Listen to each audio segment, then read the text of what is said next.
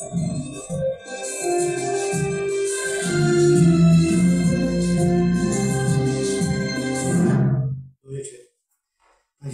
Filizania má iba 30 rokov. Býva vo chodobnom štvrti v malej dedinke, ktorá sa volá Dlhoňa. Filizania je taká chudobná, že nemá čo do úzda. Ale nezabudnime, že Filizania má aj bratov, ktorí sa volajú Stanko, Miki, Stifler a Grudzovič. A aj ešte sestru, ktorá sa volá Petka. A medzi tým si Filizania hľadala prácu. A tak si našla v nočnom bare a tam obsluhovala mužov. Viete, ako používala ruky často.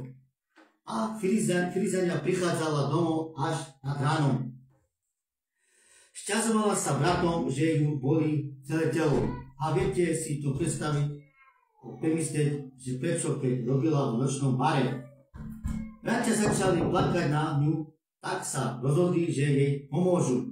Tak Stanko, Miki, Stiflerko si našli prácu, že budú vyhľadači duchov. A to im vynášalo veľa peniaz do domácnosti. A Grudzovič sa hanbil, že nepracuje, tak aj on si začal hľadať prácu. A nakoniec si prácu našiel ako kuchár. Varil špeciality, ako sú napríklad halušky s brinzou, pyrohy, aj buchty na páre. Ako hlavné jedlo dával Grudzovičové guľočky, tetle, zelín.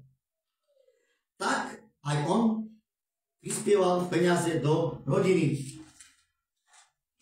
Filizania bola veľmi šťastná, že aj bratia jej pomáhajú. A jej mladšia sestra Petka veľmi dobre študovala medicínu v osobitnej škole vo Svidíku. Bola to dobrá žiačka. A keď Filizania prechádzala cez parkovisko, tak do nej skoro narazil auto, ale nezarazil.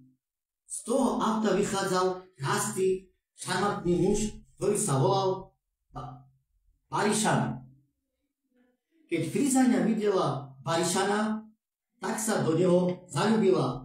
Chodili spolu 2,5 roka, mali 2 deti, ale Filizania veľmi ochorela. Tá zomrela na mapalku aj oči kiahniel. Tak Barišana začal zvútiť, až toho ostal blázon a jeho zobrali do Bardejova na číslo 13. Tí, ktorí chcete tam ísť, choďte a chcete tam číslo 0800 1, 2, 3, 4, 5, 6. Budete mu volať každý deň. A deti si zobral do starostlivosti pán Grudzovič a jeho bratia, takže Filizania a Barišan spolu nebudú. Dojení a diváci, tak kedy na budúce.